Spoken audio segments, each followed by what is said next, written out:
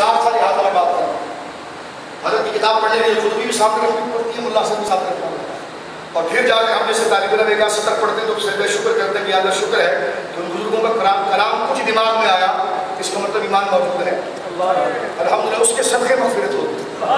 अब आप देखिए, ये औलिया से मोहब्बत के तकाज़े वर्ज़ कर रहा हूँ, बहैसियत मुक़र्रिर की लफ़ाज़ी नहीं कर रहा मैं आपको भाई को, ये अपना अक़ीदा आपको बता रहा हूँ।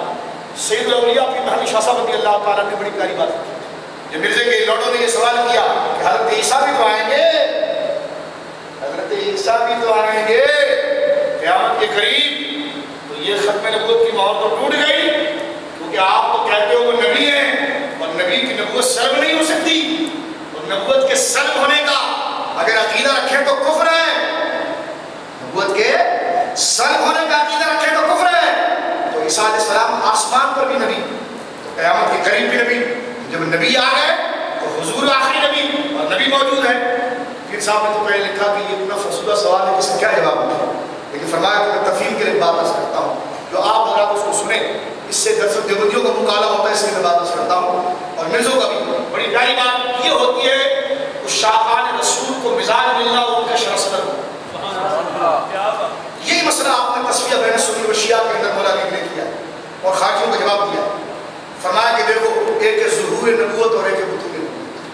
फिर साहब क्या फरमाते हैं, एक है यानी एक है नबूवत का ज़ाहिर, एक है नबूवत का बातिन, एक है ज़ुहूर नबूवत और एक है बुतून नबूवत। फरमाते ज़ुहूर नबूवत तबलीग के साथ मुताल्लिक़ है। मुझसे कहने लगे 40 साल पहले अगर हुजूर नबी थे तो तबलीग क्यों नहीं की? मैंने कहा पीर साहब ने क्या लिखा है, जवाब मिर्ज़ाइयों को दिया है, लेकिन आपको भी जवाब बन गया ऐसे।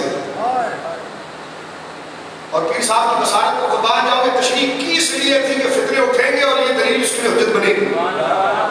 पीर साहब फरमाते हैं सिर्फ चिश्तिया शरीफ बड़ी मुक़द्दस मुबारक मुतबर्रक किताब, इसलिए कि मेरे आका के खत्म नबूवत के अक़ीदे को जिस प्यारे अंदाज, इस मुदल्लल अंदाज में तहफ़्फ़ुज़ किया गया है अल्हम्दुलिल्लाह, और हम उनको उस किताब को मैं उस जगह पर रखता हूँ जहाँ पर मैं तफासिर रखता हूँ, ऊपर रखता हूँ इस किताब। अब जरा सुनिए इस बात को, एक तालिब इल्म होने की मिर्ज़े के गुलामों ने यह कहा कि हज़रत ईसा भी तो आएंगे और नबी होंगे, और जब नबी होंगे, अगर तुम कहो नबी नहीं होंगे फिर तो नबूवत मुनक़ते हो गई, और नबूवत का इनक़िताअ खुद कुफ्र है, वो तो सर्व नहीं हो सकती, और अगर नबी है तो ख़त्म नबूवत कहाँ गया?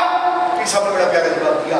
तफसीलात है, लेकिन मैं जुमले को समेटते हुए एक जो मुबारक राय है आपकी, उस दलाइल का खुलासा जो है, सबके दलाइल है, उसका जो खुलासा माहसन और खुलासा कलाम इस किताब में लिखा आपने, जिसको वजह हसन भी हमारे वहाँ कह दिया जाता है, कि वजह हसन की वो पूरी सूरत नहीं है कि फरमाया सुनो, एक है ज़ुहूर नबूवत और एक है बुतून नबूवत। ज़ुहूर नबूवत तबलीग, बुतून नबूवत क़ुर्ब इलाही के साथ, बुतून नबूवत क़ुर्ब इलाही के साथ, फैज़ान इलाही के साथ, राबता इलाही के साथ ये मौजूद है। और ज़ुहूर नबूवत ये तबलीग के साथ मुताल्लिक़ है। ज़ुहूर नबूवत का पहलू कभी खामोश रहता है, कभी जागता है, लेकिन बुतून का पहलू कभी मुनक़ते नहीं होता। बुतून का पहलू बोलिए कभी मुनक़ते नहीं होता। फरमाया हज़रत ईसा आएंगे, ज़ुहूर सुबूत पर होगा, बुतून जिंदा होगा। तो फरमाया ज़ुहूर बाएतबार तबलीग के ये सुकूत पर है, इस माने में सुकूत है, और बुतून ताल्लुक़ रब के एतबार से नबूवत है मौजूद है। और यही बात हुजूर से ऐलान नबूवत से 40 साल पहले सवाल करना कि जब 40 साल पहले तबलीग क्यों नहीं की? हमने कहा पीर साहब का वो मुबारक असा जो तुम्हारे सर पर पड़ रहा है, और अपने लोगों को जरा आहिस्ता मारते हैं ताकि अकल आ जाए, ताकि अकल आ जाए। जिसको अकल नहीं देनी उसको वो कहीं और मारते हैं, जिसको अकल देनी उसके सर पर मार देना। अकल कर, शर्म कर, थोड़ा बेशर्म शर्म कर, तेरी औकात पर इज्जत दे।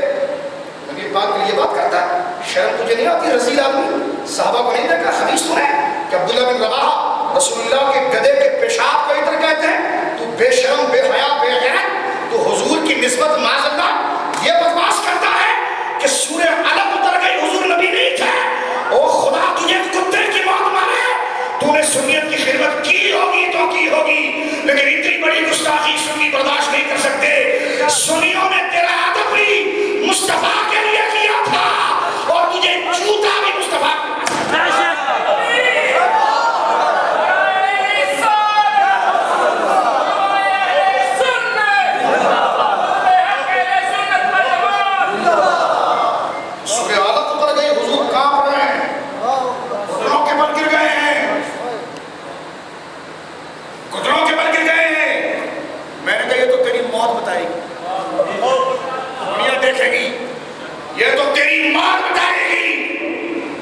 वो बहुत बड़े आलिम हैं। मैंने कहा आलिम होने से कुछ नहीं होता, गधा सबसे ज्यादा कभी होता है, लेकिन हुजूर का इश्क उसको लग जाए तो वो उलमा से बढ़ जाता है।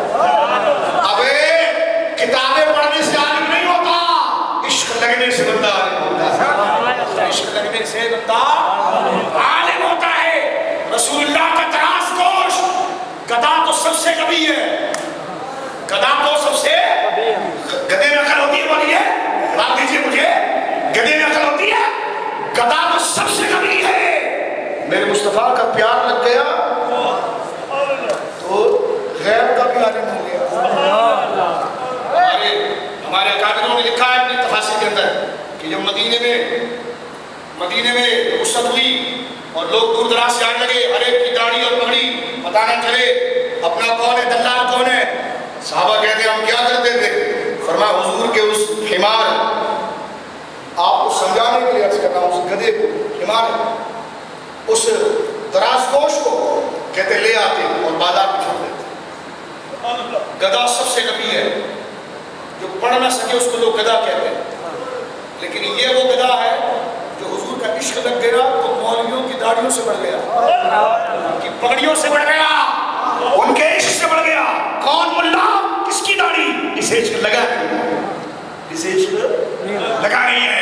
हदीस पाक मुफस्सिरीन ने लिखा कि जब वो हिमार दराजगोश ये ना देखे कौन बोल रहा, मैं जलील ख्वार और मैं निकम्मा हूं, लेकिन सबसे औला हमारे मिलकर गई, मैं मेरी कोई औकात नहीं है, मैं हैसियत और जलील हूं, लेकिन जिसकी अज़मत बता रहा हूं, फर्श वाले तेरी शौकत का उलू, अरे क्या जाने खुसरो का अर्श पे उड़ता है फरेरा तेरा।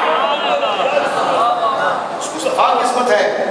आप, मैं पहले तकरीर में कहा था, ये ना देखना कौन क्या कह रहा है, ईमान को सामने रखना और इस बात को सुनना। यही बात मेरे इमाम ने तमीजुल ईमान में कही कि मुल्लाइयत, बुखारी, मुल्ला हसन, मेवजी, ये फलाना ढिमकाना, ये सब एक तरफ रखो, एक तरफ रखो, मुल्ला हसन को एक तरफ रखो, इश्क से परखो।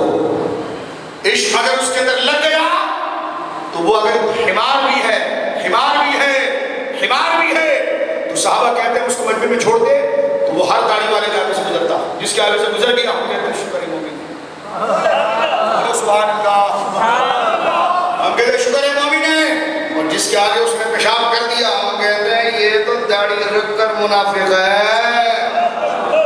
आप देखें है गधा, कोई मुल्ला हसन नहीं पड़ी उसने, कोई सोहरा कुबरा की कहानी नहीं पढ़े उसने, कोई तस्वीर पढ़े उसने मेरे भाई, बोलिए नहीं पढ़े, लेकिन हुआ क्या, इश्क लग गया। तो मैं कहता हूँ साहिब मुल्ला हसन की इज्जत क्या होगी जो उस दराजगोश के पांव से खुद से लगने वाली उस खाक की होगी। था तो गधा, लेकिन हुजूर का इश्क लगा, गैर को भी जाने कहता हुजूर लड़खड़ा रहे थे माज़ अब्दुल्ला बिन रवाहा पर होते तो तुझे छीन देते, तो हम बेगैरत और बेहिस हो गए, तुझे बर्दाश्त कर रहे हैं। ये हमारी गैरतें और हमारे ये देखा जाएगा, मसले को यहाँ पढ़ा जाएगा। उससे कहो तेरे से तो मैंने दोहरा हदीस करना ही नहीं, तेरे से तो पढ़ना ही नहीं, इसलिए कि मैंने तेरे से रसूलुल्लाह का दीन समझना था, तेरा दीन नहीं समझना था। मैंने तेरा दीन नहीं समझना था, रसूलुल्लाह का दीन समझना था। और रसूलुल्लाह का दीन क्या है, किसको रसूलुल्लाह का दीन कहते हैं, जिसमें सरासर अदब मुस्तफा, सरासर अदब मुस्तफा, ये दीन मुस्तफा, ये दीन मुस्तफा, इसमें बोलिए सरासर अदब मुस्तफा।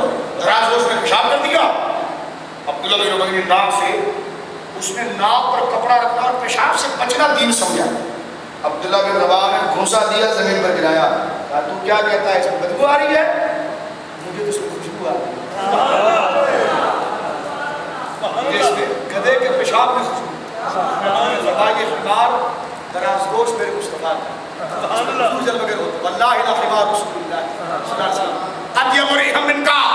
का ये पेशाब नहीं है, ये तो मुश्किल है।